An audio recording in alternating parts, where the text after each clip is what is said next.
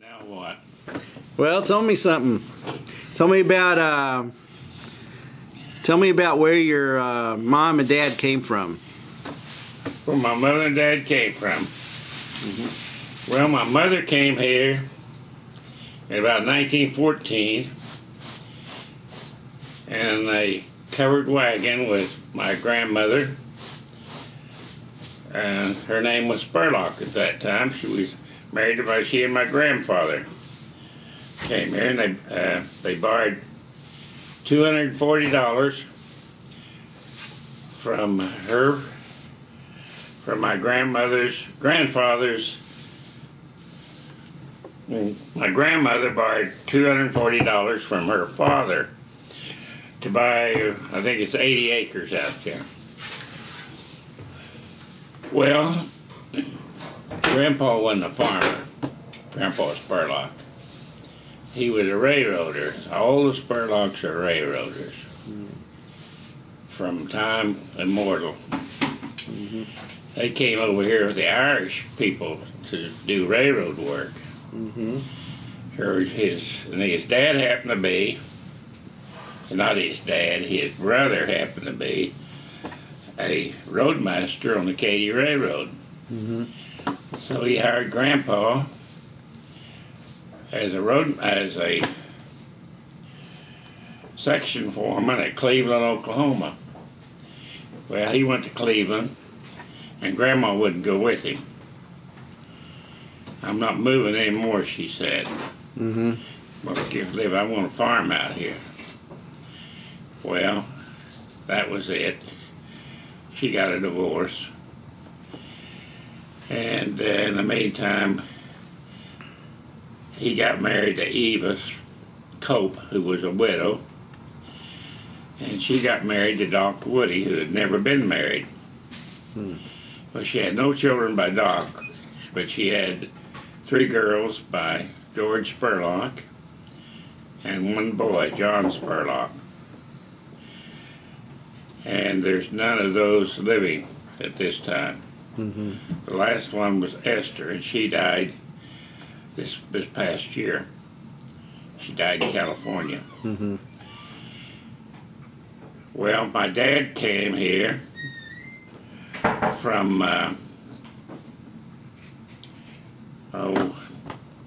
north of Springfield, Missouri. I can't think of the town right now, but I've been there. And they first settled at a place called Needmore down on Monkey Island. Of course, Monkey Island wasn't an island then. The lake wasn't there. This had to be probably I'm going to say in the early 20s, or maybe not then, not that early. But he had a sister living here, my grandfather did. Her name was Mary Worley. And Mary was his only relative here in Afton. Now he had some other, Grandpa had some other kinfolks that I've never had met. I don't even know who they are. It's kind of a mystery. Goes back to his relatives there. But my grandmother had a lot of kinfolks in Missouri. They still live there, some of them. Okay. Now where are we? So after you moved to Afton. How did they move to Afton? Well, yeah. Well, they moved by buggy and a wagon. They had a wagon that was covered. And my grandfather drove the buggy, and my grandmother drove the wagon, the covered wagon, and led the old cows behind it and what little they had, you know. And I said, well, how come Grandpa didn't drive? Well, he didn't like to drive the wagon. He really wasn't much of a farmer. Yeah. But anyway, and she said he just followed along behind in the buggy and slept. the buggy followed the wagon. The team did. And I said, well, what'd you do when you got to the rivers over there? I said, well, we just forded them. They didn't have a ferry. We forded the streams and the river. There wasn't any bridges there. So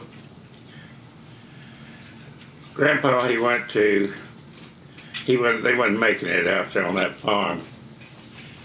So Grandpa went to Oklahoma City and went to work for his brother. And she wouldn't move. So eventually, he got a divorce. Grandma stayed here. My grandpa stayed in Oklahoma City. Well, he got a section at Cleveland, a railroad section foreman job in Cleveland, and he met Eva Spurlock, or Eva Cope at that time, and her husband had died, and so then they got married and lived together until her death, and he lived a few more years, but he was a little over 100 when he died. I think he was 103. He was 103. Well, okay. I think so. And Grandma, she died when in her 70s, maybe 80. I had to go out there to the monument and see what years. Well, I buried her. So it's before 1976. That's the year sold the funeral home. And what did she die of? She had a stroke. She didn't live but just a short time after she had a stroke.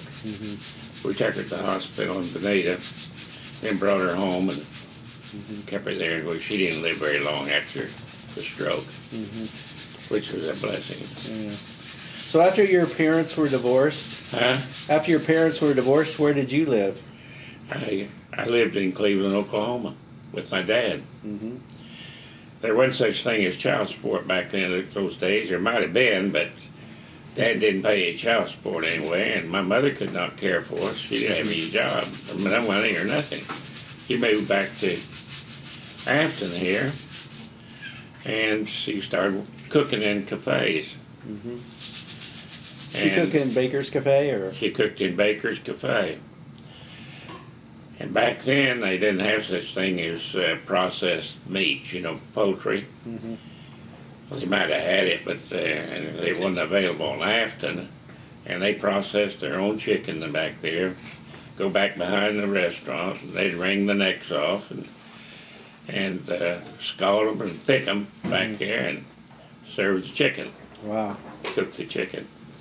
Well, she worked at that until about the time the war came on, and we had an old car. E.G. had an old car, and people started calling her to take them places.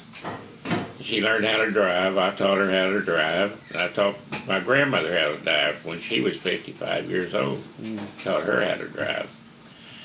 Well, she started up a taxi cab then, and she made her living, and quite a pretty good living, just taxi cab.